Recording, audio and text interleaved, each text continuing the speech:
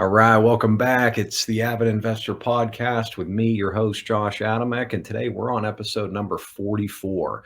And we're going to talk about new construction and land development. So reason being like I said, we're on episode 44 here. So, there's a fair amount of content out there. There's 40 plus episodes out there for you guys, and that's over 20 hours of content that I've created and put out there. And throughout the last several months, I've had a number of people reach out to me and say, hey, when are you going to talk about the new houses? When are you going to talk about the new builds that you do? When are you going to talk about the new construction? Well, here it is. Here's your day. Here's my time to talk about new construction and land development. So let's get right into it. Where I should start is maybe a little bit of background on me and my involvement, my company's involvement in land development and new construction. So, as many of you already know, is I started in real estate. I started investing in real estate in 2001, 2002, about 20 years ago.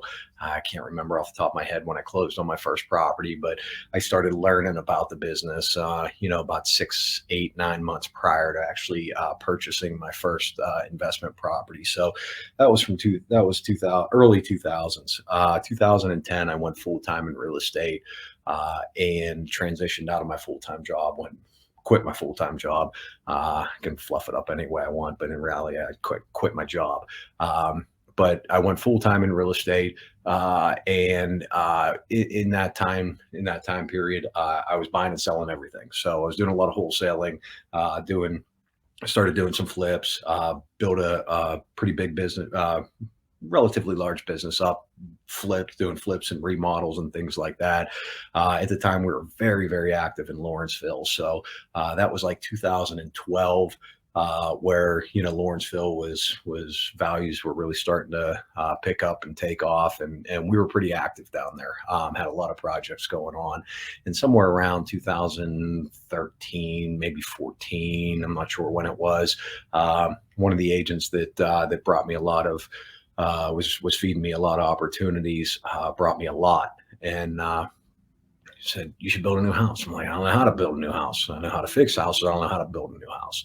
And so went back and forth a little bit. And I started reaching out, connecting with some resources, trying to learn and understand the process. And long story short, it took a while, but we secured the lot, took it down, designed and built a new home. And that was my first run at new construction. And again, that was back in like 2013, 2014.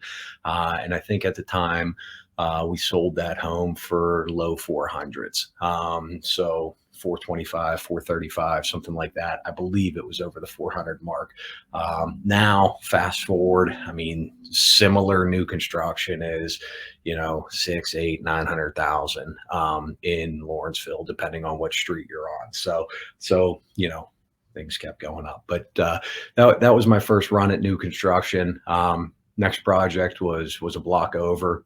I had the opportunity to buy 4 adjacent lots, bought the lots, closed on them. Well, first I looked at this project previously, maybe like a year prior when we were under construction with the first home, and couldn't make the numbers work. So, we were projecting like, I don't know, I think it was like a 450, maybe close to a 500, resale on the homes, and just couldn't justify the numbers with price per square foot on construction and all the planning and due diligence and everything. So passed on that, just put that one on the back burner. Then 6 months, 9 months, a year later, that same project came back to me, maybe through another agent, another source, whatever, and took another look at it.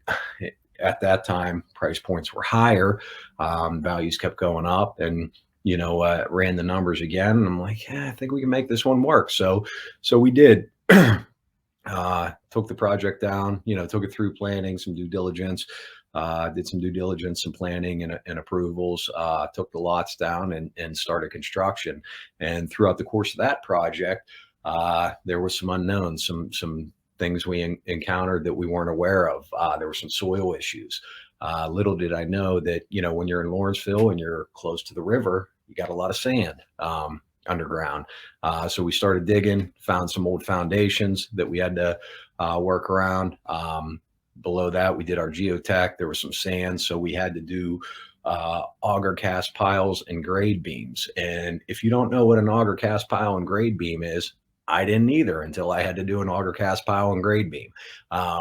But basically, they drill down 25 feet, do a bunch of concrete, uh, pour a 25-foot deep pillar shaft, whatever you want to call it, underground. That's the auger cast pile, and then they run grade beams across those shafts. So they drill down to get to solid ground, and then they pour the grade beams on top, and then you could start your foundations from there. So that was about $100,000 learning experience right there. That we weren't expecting, weren't accounting for, that we had to deal with some underground soil issues.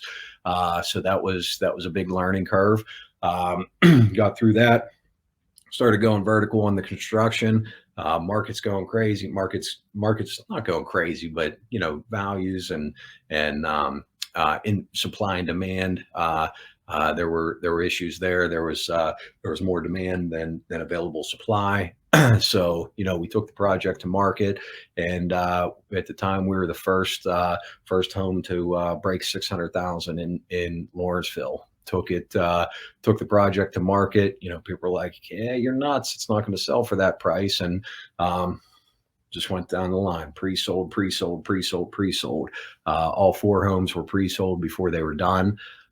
It worked out really well. We started going vertical on the construction, got the first floor framed up, had our first unit under agreement, got everything framed up, second unit, third unit, fourth unit, worked our way down the line, got commitments on the sales with some upgrades, which is pretty common in new construction. So we sold those homes. We went through the remaining construction process, sold those homes, closed them out. There were some other things that we ran through that I learned and we experienced along the way that were unexpected, some cost overruns and some unforeseen stuff. But at the end of the day, the values and the price points were going up. So we ended up selling those homes for more than we anticipated on the front end, but our costs were more than we anticipated on the front end. So at the end of the day, that project went well. Homes were done, complete. Homeowners moved in, and we closed out that project. And then I followed that for a little while, and it was interesting. It's always nice to see when your homeowners resell the home a year later, 2 years later, 3 years later, whatever, and they end up making money on that sale. So the market in Lawrenceville kept going up, and our homeowners that purchased those homes were in a really good position. So always happy to see that. From there, moved up to other side of the city, started doing some new construction, land assemblage project, land assemblage and consolidation and subdivision on the backside of Mount Washington, where I worked with the Community Development Corporation and the city of Pittsburgh to assemble some lots, consolidate them and subdivide them into and take it through planning and approvals. Along with that, I was building some new homes on the other side of Mount Washington in an area called Bailey Park. It was a 14 lot subdivision. There was 14 new homes up there, so it was a part of that project as well. And even to date, we're still building out the last couple of homes up there. So in summary, that's the bulk of my involvement with land infill, new construction, and development. Working on some other projects as well out in the suburbs.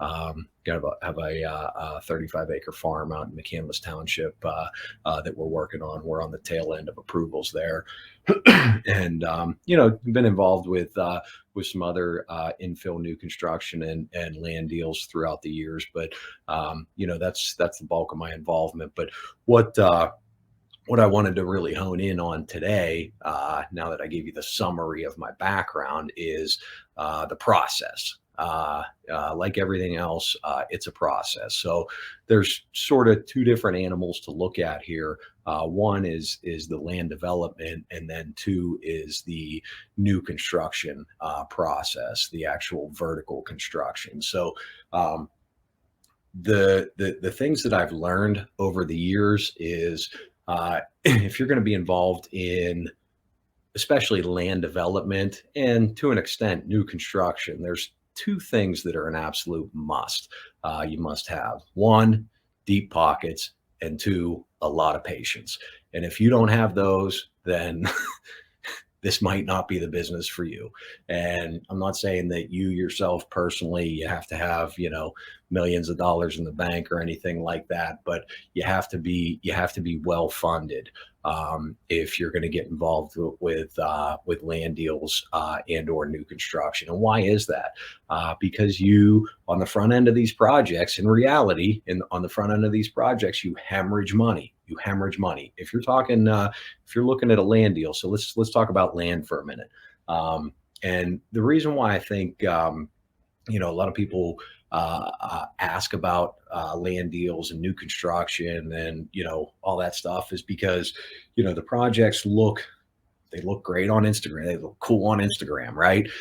So you see the flashy stuff, you see the big ass houses going up, the rooftop decks, the windows, the custom kitchens, the Italian kitchens that we import, the high end construction. You see the videos at the end, the marketing videos of the exotic cars and all that stuff. It's all flashy, it's all blingy, looks cool. But what you don't see on that project is what leads up to that. So that's what I want to talk about first. If you're getting involved in a land deal, in reality, in real world, you know, if you're going to secure vacant land and you need to take it through planning approvals, you need variances, you need to create and record a subdivision. You have to go through either the city or the local municipality, meet all of their requirements, go through the planning commission. Chances are pretty good that you're going to face some opposition from the neighbors, potentially from the community, from the town or the township that you're dealing with. And if you're not going for a by right development, one, you have to obtain those variances and obtain those approvals, and there's no guarantee that you're going to get that. So there's risk involved on the front end, which is why a lot of times when you're doing a land deal, developers control the property, but don't necessarily close on and own the property until after the rubber stamp, after the approvals are in place, because there are a lot of variables. But to go through that process, to go through that planning and approval process, which is why I said you need deep pockets and a lot of patience, is if you're taking a land deal through approvals, it's not that hard to spend six figures or multi six figures on planning and approvals to get the rubber stamp on a project, with no guarantee that you're going to get that rubber stamp. So you see like the land developers, the guys that do this as a business, they're working on multiple projects, and they know that every project isn't gonna get improved, and they might spend $50,000 or $100,000 on planning and approvals, and then end up walking away from that project because it doesn't get approved. So that's the reality. One, it's money. There's a lot of money involved up front, and then when I say you need patience, is timing. It takes forever to get these projects approved, and I guess put that in context. Define forever. When I say forever, it's not uncommon for a project to take 2, 3, up to even 5 years to get through planning and approvals. So that's why I say when you see these projects that you see the construction going up, then 6 months later, 8 months later, it's all done. There's the marketing video with the cars or whatever, whatever you see. You see the marketing video. You saw that the highlight reel of the construction process, but what you didn't see is the 18 months, 12 months, 18 months, 24 months that was spent prior to a shovel even going in the ground. So that's very common when you're looking at land development and new construction. And to an extent, even some infill new construction is very, very time intensive, especially if you're dealing inside the city of Pittsburgh, which we do a fair amount. So same thing applies. If you're gonna take down a building lot and build a single home, it's not uncommon for it to take a year to get approvals, to get through zoning, get your zoning approval, and then to get through permitting. Can it be done quicker? Yes, it can be done quicker if you're doing a buy right build, and it doesn't require variances or any sort of additional zoning approvals or anything like that. But on the front end, I mean, you should certainly account for a minimum of 6 to 12 months before you even start building. And then once you start building, I mean, in today's world, you're 12-month delivery at best. So, that's why I said, and I can't stress this enough, I've said it multiple times, but if you're going to think about getting into land development and new construction, just make sure you have deep pockets and a lot of patience. So, you may see the highlight reel, but in reality, these projects take time. They take a lot of time and they take a lot of money. And if everything goes right, or if the majority of things go right throughout the course of the project, is there money to be made at the end of the day? Yes, absolutely. There's money to be made in land development and new construction. And, as I said in previous episodes, I talk about market conditions, market cycles. When you're dealing in new construction, more probable, it's likely that if you're looking at a project and you're to get the numbers to work, you're likely in the higher end of the market in the A neighborhoods, whether that's trendy parts of the city or good school districts. In reality, it's very, very difficult unless you're the builder yourself. If you're the builder self-performing, it's very, very difficult to make money. If not impossible to make money building new construction in B-class neighborhoods. You got to be into the A's, where it's a higher price point that supports the cost, the hard cost and soft cost on the front end of the planning, approvals, and execution of the build. So, new construction, you're likely in the A neighborhoods, which means, you're subject to market conditions, market cycles.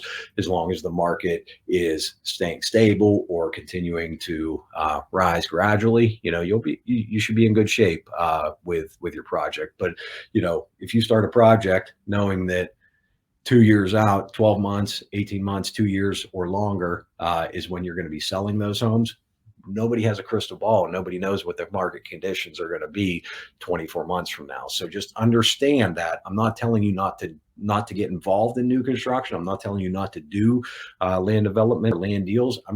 I want you to understand the risks associated with doing so, with getting involved in those projects.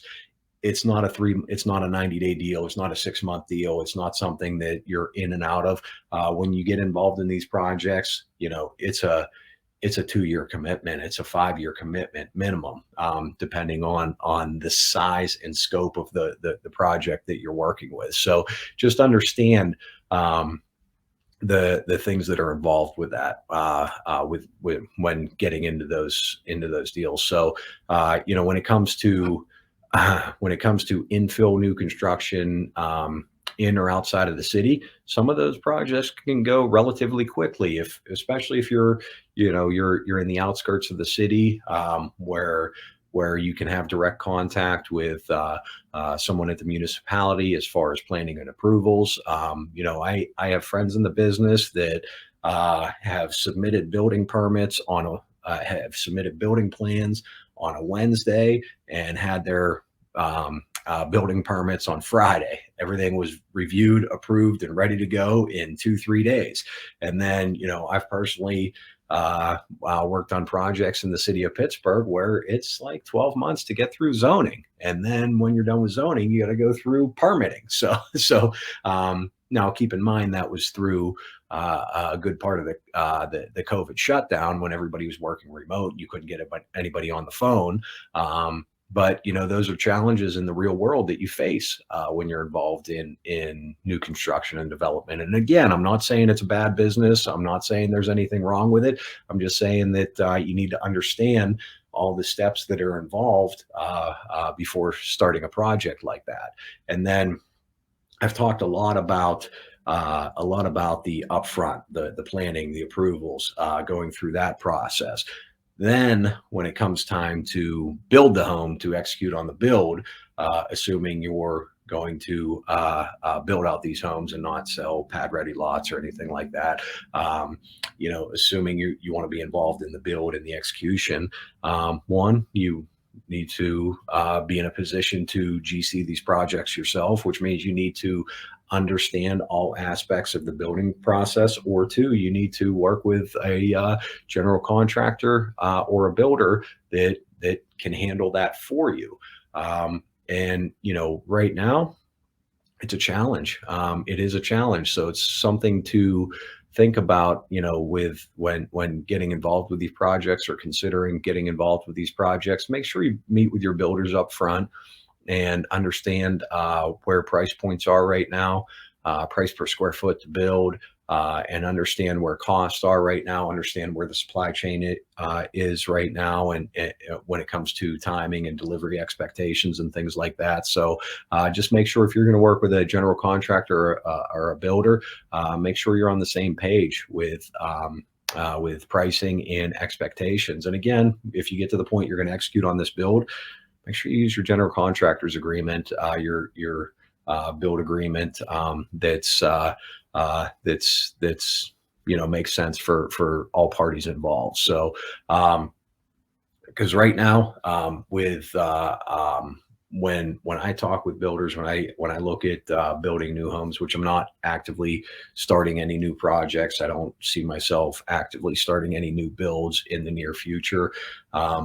Reasons for that are, the supply chain issues that we're encountering right now, the workforce issues that we're encountering, and the cost of materials, which ultimately drastically increases the price per square foot to build. So there's it's you just got to make sure that you have all pieces of the puzzle together before you take on a project like this. Because, if you rewind like pre-COVID, when we were looking at building new construction, or anybody was looking at building new construction, it wasn't uncommon to, have a 9 or a 12-month delivery. Now I see some builders that are having trouble committing to a 18 or even a 24-month delivery time frame. And a lot of that has to do with workforce issues, and a lot of that has to do with supply chain issues. Materials just aren't, as right now, as of recording of this episode, materials aren't readily available like they used to be. There's certain things that are, window packages. I was talking to a builder friend of mine the other day. He's got a 12-month lead time on window packages. I mean, they're high. It's a custom window package for a very high-end home, but 12 months to get some windows. If you're dealing with custom kitchens right now, you might be waiting 9 or 12 months to get kitchen cabinets in. So garage doors are an issue. There's many things throughout the building process that aren't readily available right now. So just understand that if you're going to get involved with one of these projects and you had you had 9 months or 12 months expected for the construction, you might have to double that right now. And that's just reality. That's just the world that we live in. And, it's really outside of anyone's control. So again, that's kind of like the summary of the development and construction process, I mean, I don't know that you really need me to go into, you do this step first, you do that step second, blah, blah, blah. We'd end up with a, 3, 4 hour recording here. But Cliff notes are, you want to secure a project, whether it be in the city of Pittsburgh or, out in the suburbs. You want to control your land, whether that's through a purchase or, an agreement, an option agreement with some hard hand money that's going to secure the property for a certain period of time. You control your property. You typically take it through zoning, through planning commission, then town council to get your project approved. If this is, you're doing like a subdivision, multiple lots or something like that, you're going to have to go through planning commission. You're going to have to go through town council, which, those two steps of the process require lots and lots of engineering. You may need geotechnical engineering. You're going to need some civil engineering. You're going to need prints drawn out. You're going to need everything mapped out. You're going to need your full package ready to submit to the planning commission. You're eventually going to need, if you're over an acre of disturbance, you're going to need an NPDES permit. And then if there's any issues with dealing with wetlands or anything like that, you'll need additional permitting. If you're going to go through, this is for a by right development. If you're going to go for a variance, try to get something approved that is outside of the zoning code for that particular area, that particular parcel, you're going to need a variance, which is additional, additional cost and time to get through approvals. And then, throughout this course of the approval project, you may or may not encounter neighborhood opposition. So, if you encounter opposition from the neighbors, that's going to require you to meet with them and, try to work something out, come up with a game plan that's beneficial, that works for them and works for you, that's mutually beneficial. So there's a lot of like moving pieces throughout the planning and approval process. And then, once you get your project approved and you begin to execute on the site work and the development, then, then it's like, you move on to the build phase where if you're gonna self-perform these builds or or work with a builder, you gotta start planning and getting permits on the builds themselves. And then, you're dealing with all the utility companies. You're dealing with the local municipality. You're dealing with the county health department, many different government entities along the way. So it's a process. It truly is a process. And again, is there money to be made in land development and new construction? Yes, absolutely. There is a lot of money to be made. Is there risk? Yes, absolutely. There's a fair amount of risk. In land development and building new construction, but it's a risk reward balance. I mean, it's really, is it a good fit for you? Is it a good fit for your funding source? Whether you're doing debt or equity or using your own money, is it a good fit for you? Do you understand the time involved and the risk reward? If everything's good, and it makes sense for you, by all means, go be a land developer, go get involved with new construction. Again, I'm not saying it's a bad idea. I've done it myself. I'm still involved in some land deals and some new construction.